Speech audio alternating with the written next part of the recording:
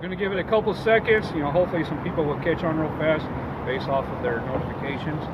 But Skipper, Joshua Martinez, we had a nice day at the circus today. Josh had his big day at court, and it was quite interesting. So I'll go ahead and give the details. Okay, I'll give it my 2 cents worth. Right. Okay. So, well, we went into court. As the judge was trying to test my competency to defend myself, I snuck in some motions to dismiss based off jurisdiction. Now, in my discovery, there was two pieces of paper. One was a declaration of arrest that the officers filled out. The second one was a general court order issued by the federal court, the district court. So I try to challenge jurisdiction there. I challenged the officers and the city attorney's jurisdiction to enforce a federal rule. That was knocked down. I was denied on that motion. What other motion did I put in? Motion to suppress, which was denied, same reason. And I believe that was it. But did you say motion to transfer? Oh, and motion to transfer to a federal court, because I believe that if there was some type of disagreement or some kind of dispute that the federal order, or that I violated in the federal order, I expressed my feelings on how it should be transferred to the federal courts. Again, that motion was denied. Excuse me, there is a message for you. I continued on. They allowed me to defend myself. As soon as the officer got on the stand, I asked him, to the best of his knowledge, what authority he has to enforce federal regulations, federal rules. I also asked who gave him that authority. He rambled on and said that his supervisor granted him that, or his supervisor told him. I challenged his knowledge on that order. He couldn't really articulate any specifics from that order. I also asked him, when he first approached me, when he first asked me for date of birth, I asked him under what authority, under what probable cause. He couldn't articulate probable cause. On the stand, he still said, right, there was no trespass. Even confirmed what the video said, there was no trespass. Now he's claiming that he saw a holster. I questioned the fact that he never once mentioned a holster on me, or in that he can see. I asked him, where's the holster at? How does he know it wasn't a phone holster?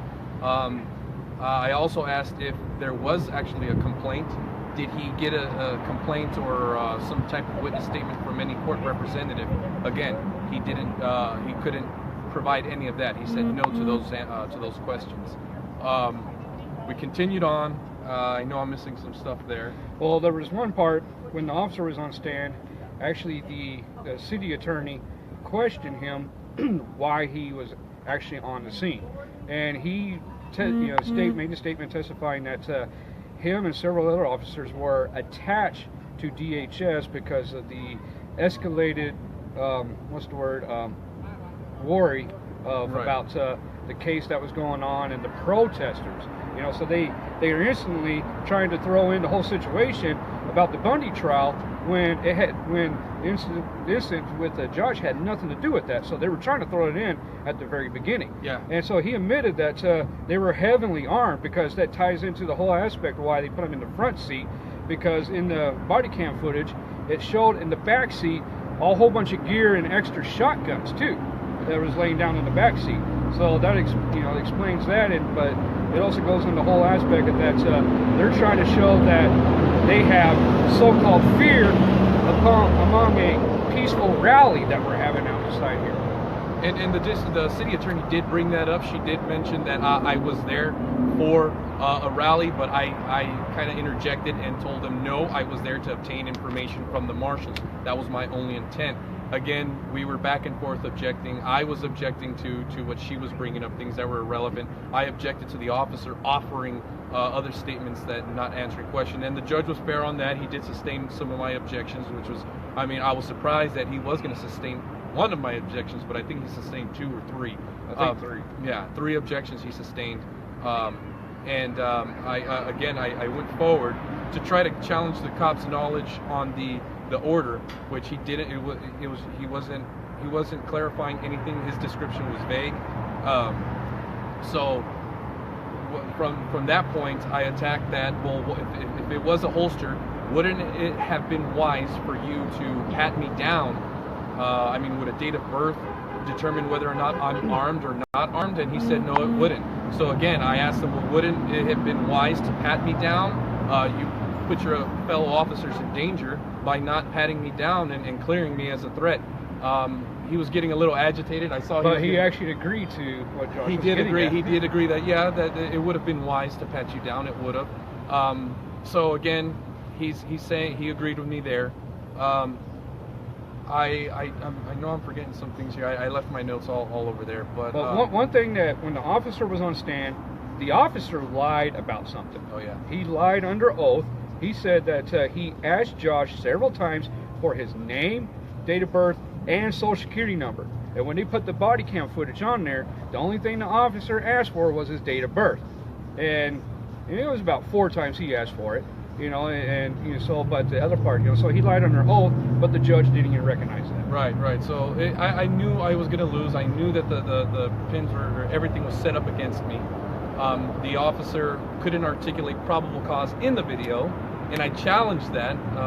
I also brought that up because at the end of the court of the hearing, they brought up Hybel versus Nevada, but in that court case, it doesn't require for an individual to give date of birth or any other information. It also requires an officer to articulate probable cause, which the officer never did articulate probable cause, but they're using that federal court order as probable cause when nothing was mentioned about my holster at first contact. He even admitted that the holster was discovered by another officer later on after I was handcuffed. So that's on the record, and I'm hoping to get an appeal and God willing, an overturn in the decision based on that alone. When the judge called me to the stand, he asked some questions that verified what happened with the video, because he tried to put in another angle of video, because there was actually 3 of us, me and 2 other people sitting there recording most of the stuff that was going on. But they wouldn't let him because they were saying, it was the same video, just at a different angle. We'll use the body cam footage. But interesting, the body cam footage didn't start until the officers were standing outside the door of the audio. entrance. Yeah, the audio didn't start. And there was like about 2 minutes of no audio. And then as soon as the audio started, you hear the officer say, "Joshua, we need to talk to you." But what was cut off was the whole part where he called him Joshua Martinez. And that's when Josh answered, so that part was cut off in the audio. And they were trying to, they didn't spend too much attention on that. They tried to avoid that situation. But throughout their body cam footage, when they handcuffed Josh, you could see on their body cam that they did not show attention to the so-called holster that they were questioning. They did not ask him about it. They did not ask him where his firearm was, if it was a holster. And even going down to the car that was at the edge of the sidewalk, you could see the so-called holster when his jacket was lifted up and when they were patting him down. Again, the officer's hand never touched it. The officer never did question about it. The officer never asked him if he had any weapons. The only thing the officer asked, actually on top of the courtyard, which they even stated that it's public property, not private property, because that ruled out the whole trespassing fact. The only thing they asked, do you have any sharp objects? That's the only thing the officer asked Josh in the body cam footage. And he also, on the audio, the body cam, he did ask one of his fellow officers, is this private property? Oh no, he wasn't trespassed. Those are the words. So they confirmed right there, there's no trespass. So we're going to get him on destruction. We're going to kill him. Yeah, we're going to get him on obstruction. So that's, but then that was after the fact, after they were talking about PC. When they had me in the car, which I wish the video would have went that far, you can hear them clearly asking, well, what's PC? What's probable cause? What are we going to use? So they look for something after the fact. I believe, in my opinion, under the principle of law, I think as soon as that there was no trespass, nobody, no victim, nobody pointed at me and said, yes, he committed that, I think it should have been dismissed, and I think it should have been let go. I even asked the officer why. I challenged him on those things, and again, when I asked him, did I leave peacefully? Even he said, no, you were escorted off. I was like, I escorted off. He goes, no, you left willingly. You did leave on your own. Your definition of being escorted off is different than ours. Yeah. So being asked to leave because that was what happened. Josh was asked to leave once there when he was inside, but the officer was not there for that. The officer tried to say he was there for 6 minutes of the duration of Josh trying to gain information, which he wasn't. Right. So again, it's to some of you that have already watched the live stream, you guys know I was there for a specific thing. I was not trying to gain access. I was trying to get the information from the marshal. The courts just interpreted that as me causing a problem and trying to force my way into past the metal detectors, which those of you who saw the video wasn't true. One good thing, I know a lot of people disagreed with me on this. Some people wanted me to get somebody or try to get paperwork from the court, but I didn't want that admitted and put on the record because that may affect my chances of appeal. Because if somebody from the courthouse would have said, well, maybe Josh was being argumentative, maybe some of us were scared, I wanted to keep that off the record as best as possible, because now that the officer was on the scene and I questioned him, did you get a report from a person, the person reporting? Did you make contact with the person reporting? He couldn't. He said no to those questions. So again, they're trying to rely probable cause on the court order that was issued on February 1st of this year, 2017. But I know we left out some things. I talked to the district attorney because I was a little worried, because at first the city attorney was going to ask for jail time. So I asked the district attorney, do you think they're going to take me to jail? She said no, and she actually said to me, she said, well, that was a pretty good case that you did. She goes, that was the best I've seen somebody defend themselves on, something like that. You brought up good points. So just the way you represent judge was yourself. Quick to say, oh, I recommend you don't represent yourself. You might get yourself in trouble. He was really trying to push me to get another attorney, but I refused to. The district attorney even admitted, you did an awesome job. She goes, from what you did, I don't even think they're going to give you jail time. I think they're going to give you a suspended sentence and a small fine. She goes, you did awesome. So I was really proud of myself on that, because I was really nervous. At the end, after we argued, we made our closing arguments. I told the court straight up. I said, because the judge did say, well, I know you think I'm violating your rights. I said, not only you, every other person in this courtroom is violating my rights too. I pointed at the marshals and I pointed at the city attorney to let them know that you're not the only one doing it, it's everybody as a whole. I also brought up the fact that my right to a jury trial was deprived of me. That I do have a right to a jury trial. He deprived me of that. And I also specified that he and the city attorney both work for the same corporation. So the odds are already against me here. Well, he even admitted that he's a lawyer too. He also admitted that he's a lawyer and he's on the bench. So I think that's unethical for somebody to practice law from the bench. But again, we're allowing these courts to act like that. We're allowing these courts to act in a way that it's so close to tyranny, and we're just so comfortable with our consumer way of life that we don't do anything about it. But I called them out on it. I asked them to please take in mind, to please consider Marbury versus Madison, that says any law repugnant to the Constitution is null and void. So I begged them, please consider that when you go into the back, because he had to go to his chambers to review Hybl versus Nevada. But again, even in that case, it states that the officer must articulate probable cause, and through the video, you see he never did. It also it doesn't say anything about providing date of birth. It says state your name, and that's it. The judge went and ignored that and still found me guilty. And I'm going to try to get the video from there and upload it. I think I did an awesome job. I loved it. I didn't get the shakes. I was actually comfortable. And I was ready to go to jail. I handed all my stuff to Skipper. Before the judge came back, he's like, here, hold my stuff. Yeah, I was like, here, hold my stuff, because they did bring up the Bundy standoff and the Bundy case.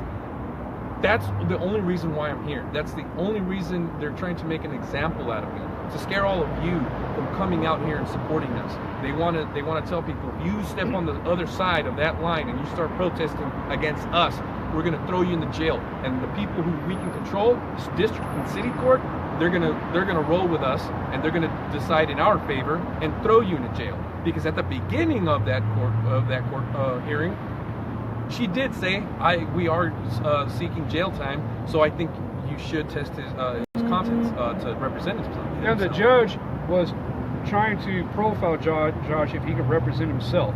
So, asked him, he's like, are you on drugs? Do you have a mental illness? And, it's like trying to, break him down. And he says, well, the only reason why I'm asking you these questions is to determine if you are capable of representing yourself. And Josh says, no one knows better what happened than me because I was there. I know the facts. And the judge was trying to veer away from that and focus basically on education and experience. And so the judge was trying to, downsize Josh in that situation. Yeah, he did ask, well, have you been studying the law? And I told him I have been studying constitutional law for the past maybe 3-4 years, maybe 5, on and off. I've been hard on it for the last year. I did mention some case laws in there, and I have studied certain case laws in Shepard's law books in different volumes. I wanted him to see that I am competent enough to defend myself. He kept trying to knock that down, kept trying to challenge that, but even the district attorney said, you did an awesome job. I mean, she said that's the best I've seen anyone defend themselves in a court, which was pretty cool. It's a pat on the back, even from somebody that I let her know it wasn't personal. I gave her my respects. It's nothing personal. I would just rather defend myself in this case. They had a whole angle as soon as we got there. We were sitting there minding our own business in between court sessions, and one of the marshals came up to me, were you taking pictures? My phone was in the pocket, phone was turned off, because on the sign it says, please turn your phone off. So I turned it off. And they were trying to say that the city attorney said I was taking pictures. Yeah. I mean, I was checking her out. I mean, but she that's was a different hot, story. Though. She was good looking. But so they tried that angle. And then when the city attorney was cross-examining me, instantly she's like, why were you there? Were you there for the Bundy trial? And were you a protester? So they were trying to bring a whole different angle to it and not focus on what he was being accused of. Yeah. And so it just shows what kind of circus. They brought in extra marshals. The marshals were all whispering to each other, looking at us. It was almost like everybody wanted to avoid us. They were on one side of the room. And I was Except for the officer, he sat behind us. Yeah. That officer, Officer John Deal, James Deal, or something like that. Yeah, I know it's Deal, Officer J. Deal. Even he sat close to us. He, when I went outside a couple times to use the restroom and get a drink, he was still like smiling at me. Him and his partner were just looking at me, joking about it. So again, when I walked in there was just building animosity. They don't like us. They don't like patriots. Even she brought that up. She goes. She asked me, "Are you a patriot?" And I said, "Well, I'm a United States veteran, so I am a patriot." And she goes, "What does patriot mean to you?" I said, "I love my country." And she was expecting something else. Trying to again veer away from what was really going on. Trying to make it out to be something else. Yeah. So, but that's pretty much it, guys. I know I'm a little exhausted. I'm still a little bit excited, even though I lost. I was found guilty. I told them I will still stand upon my constitutional right as a citizen. I'm glad they didn't bring up nothing about sovereign citizen, because then I would have been all over that. I'm like, no, I'm an American citizen. Yeah, the officer on the body cam, you can hear him say, sovereignist. You sovereignist. Your sovereignist. And I'm just like, no.